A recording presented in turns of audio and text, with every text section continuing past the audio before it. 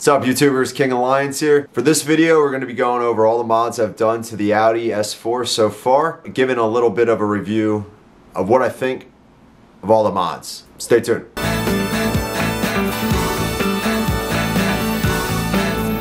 Alright, so for this week I got a couple products. I'm going to be cleaning out my car a little bit and trying to multitask. We'll see how the video turns out. So just to kind of go over some of the things that I got these all off Amazon. We'll see how good they are. I'll show the car before and after what it looks like, and hopefully it looks a lot better than it does on the after than it does on the before. So I got a little car vac here. It's made by Hotor. I never heard of the company before. Small enough, simple enough, and they come with an orange and black one, and they also have a red and black one. Of course I had to go with the red and black one. I think it was $1 extra. It's considered the premium. The only difference is, I believe, the color, and you get another filter included. I mostly got it because of color. I did some research on leather conditioners because I know on a couple posts I've shown the inside of my car and people are asking, how is the leather still in such great condition after having 175,000 miles on it? And the answer is, I don't know. I got it with 170 on it. Whatever the guy was doing beforehand, he knew what he was doing. Hopefully, with a little bit of research, I'll be able to keep it in the same condition. Looking around online, this is one of the best products that I found. It's a two-step system. It's made by Chamberlain's. So they have a leather cleaner. They also have a leather conditioner. The cleaner here, conditioner here. So that's another thing that I'm going to be doing today, besides vacuuming out the interior. Now I also bought this thing here off Amazon. It's supposed to be a DSLR camera mount for your windshield. Yeah, you know, I'm not a big fan of it at all. Gonna actually return it. Alright, so today we're getting a cold start going. That way I can use my vacuum, not have to worry about the battery at all. But let's get a quick before so we can do a nice after. Yeah, so the mats are dirty. It's winter, what do you expect? A couple little scuffs.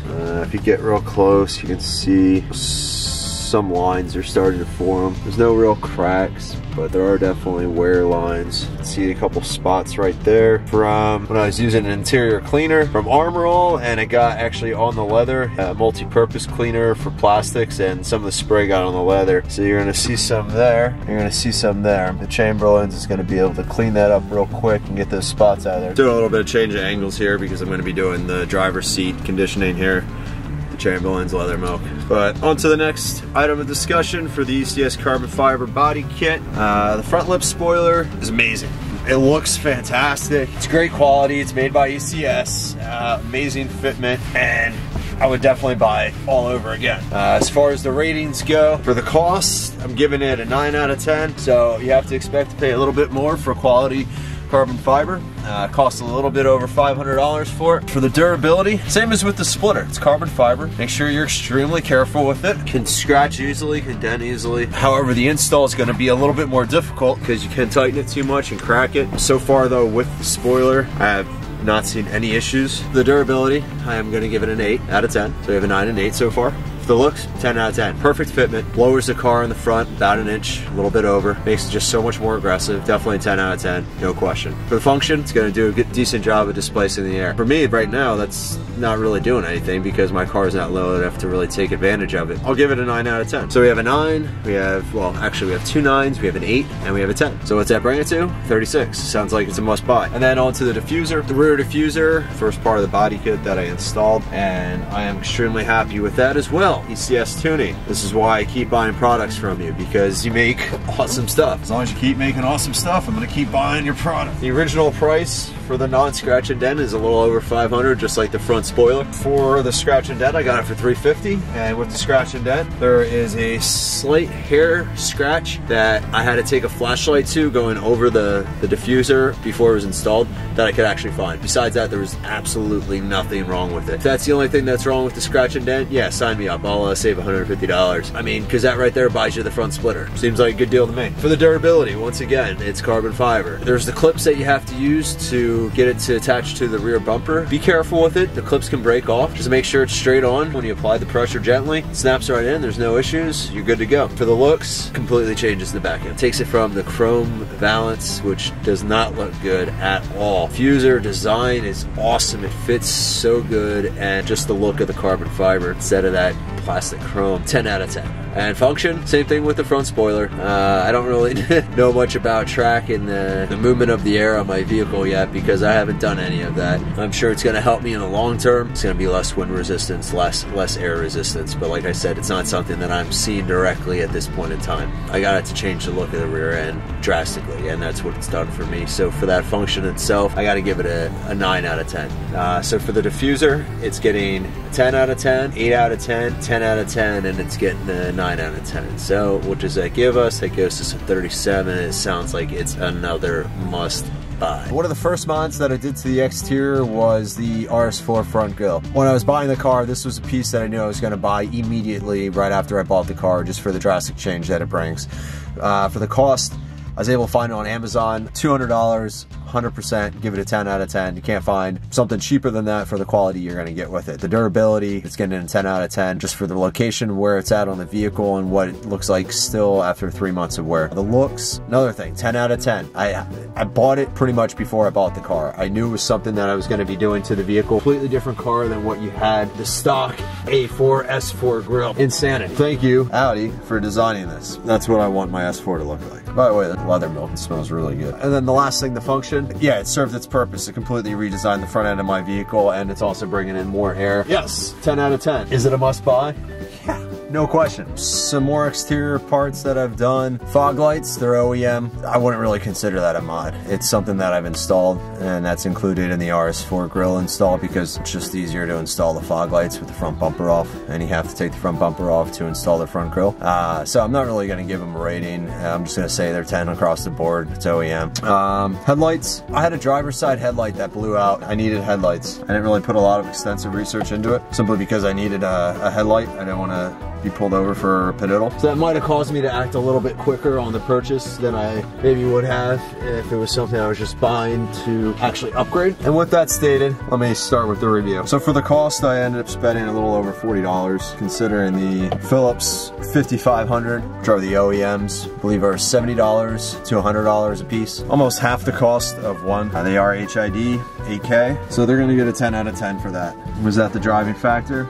No, but it did play a bit of a role because I needed a quick fix. For the durability, well, they came in the mail and they both worked. It doesn't really say much for durability up to this point because I've only had them for maybe about 3 weeks. They both still work, so there is that. Durability is a 10 out of 10. Well, you know what? I'll give them a 9 out of 10. Just because looking at the product before you install it, you can tell that the quality of the product is not up to the Philips standard. For the looks, when looking at the front end, is absolutely a 10 out of 10. I love the way that they look. When you're driving at night, I would give them a 7. If you don't already know, the higher the number for the HIDs, the less lumens that they produce. Compared for the 8K to the 6K, you have roughly about a 10% loss in lumens. And from the 8K to the 55, which is the stock, you're gonna have about 15 to 18% drop in lumens. Because of the color of the headlights, with it being a cool blue, and there's still some true natural white color to it. 10K is when you completely lose that. You're able to see the reflectors, the signs, all very easily. However, there's a deer. Deers are not painted in reflective coatings, sadly. You might wanna have either an LED bulb or maybe a lower rating, something like 55 or 6. Now, you can always drive around with the high beams on. I'm sure people will not like you for doing that. So I'll give that an in between of a 10 and a 5. We'll go with the 7. And for the function, they serve their function quite well for me. They replaced my burnout bulb. They both work. I'm able to see when I'm driving and they look nice. So for the function, I will give them an 8 out of 10. Because I mean, if they were a lot brighter, then I would have given them a 10 out of 10. Overall, it's roughly a score about 32. It's not a must buy, but if you don't know what else to buy at the moment and you need some headlights, it's definitely a good purchase. Okay, and for the window tint, I did not do a video for this because, well, I didn't do the install myself. This is something I could have done on my own, and this is something that people have done on their own, and it can turn out fantastic, or it can look like complete ghetto rig tint where you got air bubbles and it's peeling. And I looked around online, you can find the tint, I think it was when I was looking, about $60 for a decent roll. So I ended up taking it to a local shop. They ended up doing it in about an hour and a half, 2 hours for $150. I believe I went with the 35%. I think it's perfect. At night, I'm still able to see out the windows without any issue whatsoever. I'm gonna give it a 10 out of 10 all around. If it's something you're thinking about doing, I would definitely recommend doing it. Just look around for the laws in your state. You may have an easier chance of getting pulled over or not passing inspection if it's too dark. I think the only other item that I have on the outside of the vehicle are the rims that I just recently installed. The reason why I did not do a video for them was because I ended up running over a railroad spike when I was driving my vehicle. So in getting a new tire, I felt that it was necessary to just take the rims that I had sitting in my house and put them on. They're the HLT Ultra Leggera 19-inch by 8.5. They are the red ones. I got them on the Facebook Marketplace with the tires for about $900. The rims are amazing. They're a lot more open up. You can see the rotor a lot easier, half-inch wider. Fills the wheel well out a little bit more, so the rims actually line up with the edge of the vehicle. Overall, if I was paying the cost $2 grand, I'd still say that they're gonna get a 9 out of 10 just because the quality of the rim. Because I spent a lot less on them, they're gonna be getting a 10 out of 10. For the durability, I've only had them on my car for about a couple weeks, so I can't really say much about the durability of them. So I'm gonna give them a 9 out of 10 only because there's a little bit of an unknown there when it comes to it. Looks, they're getting a 10 out of 10. They look awesome. They completely changed the car. I walk up to the car, I just have to stand back a little bit every single time and stop and look at it. For function, you save a lot of weight compared to the peelers, and it's a little bit of a wider rim, so you have a little bit of a wider grip on the road. They're gonna get a 10 out of 10 there as well. So for the rims, this may be the one thing where I say it's not a must buy, just rims in general, but the change from the peelers to these